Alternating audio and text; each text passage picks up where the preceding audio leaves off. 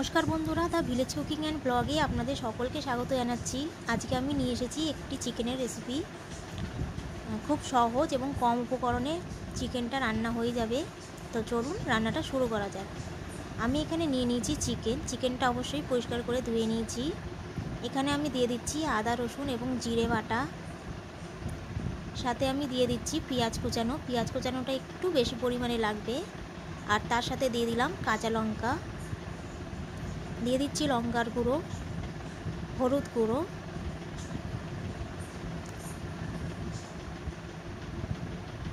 দিয়ে দিলাম স্বাদ মতো লবণ এবং সবশেষে দিয়ে দিচ্ছি সর্ষের তেল। রান্নাটা সর্ষের তেলেই হবে, তাই চেষ্টা করবেন সর্ষের তেলটাই দিতে। সব উপকরণ দিয়ে খুব ভালো করে 2-3 মিনিটের জন্য আমি মিশিয়ে নেব এবং মেশানো হয়ে গেলে আমি ঢাকনা চাপা দিয়ে 30 মিনিটের জন্য এটা ম্যারিনেট হওয়ার জন্য রেখে দেবো।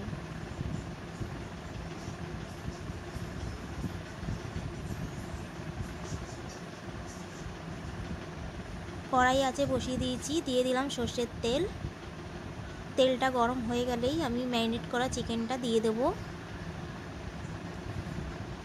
তেল গরম হয়ে গেছে, আমি এবার ম্যারিনেট করা চিকেনটা দিয়ে দিলাম।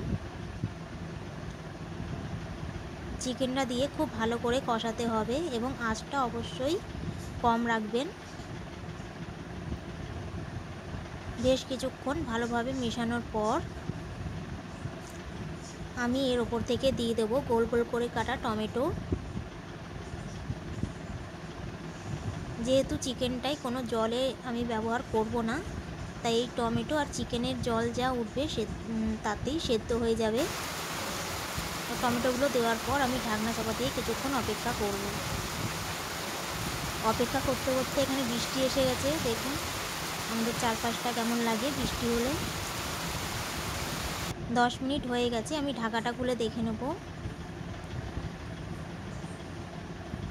ঢাকা খুলে দেখলাম চিকেনটা হতে আর একটুখানি সময় লাগবে, তো আমি আর একবার ঢাকনাটা চাপা দিয়ে দিচ্ছি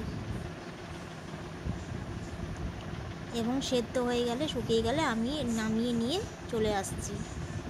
তো তৈরি হয়ে গেছে আমাদের চিকেন। রান্নাটা আপনাদের কেমন লাগলো আমাকে অবশ্যই জানাবেন। ভালো লেগে থাকলে লাইক করবেন, কমেন্ট করবেন, শেয়ার করবেন এবং আমার চ্যানেলটিকে সাবস্ক্রাইব করতে ভুলবেন না। ভিডিওটি দেখার জন্য ধন্যবাদ।